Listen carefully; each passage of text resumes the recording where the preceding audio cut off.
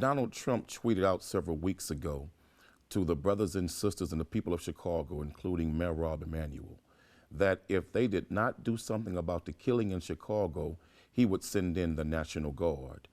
I remember for the last 23 years, the Honorable Minister Louis Farrakhan toured the entire city of Chicago, telling the gangs and our young brothers, a part of street organizations, and our people, he ain't honorable to me, man. that if they did not stop the killing, he warned them that the National Guard would be brought in by the government and there will be mass slaying and killing of our people.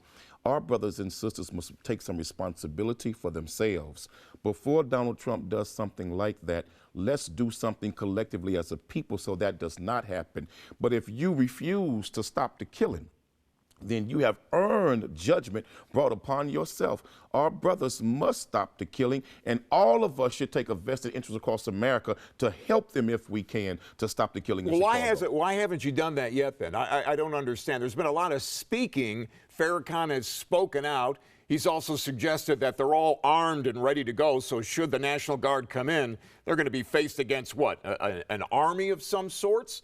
So look, we got a real problem here. And the President of the United States, Donald Trump, said, I'm going to send in the National Guard to take care of this problem legally and the way a federal organization can do exactly that, and haven't done it yet. I'm glad you raised that question.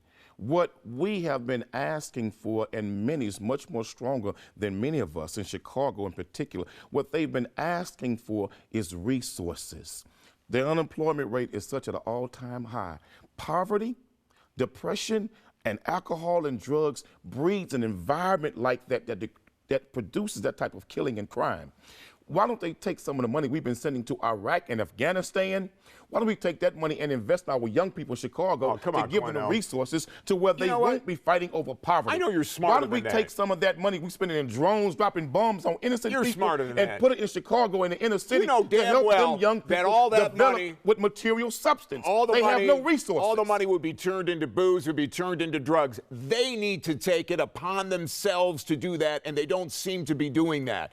There's a gang membership in Chicago, unlike any other place. Wait. By the way, let me ask you a question, man. You've got Democrats running that city, and now you see what happens. Let me ask you a question.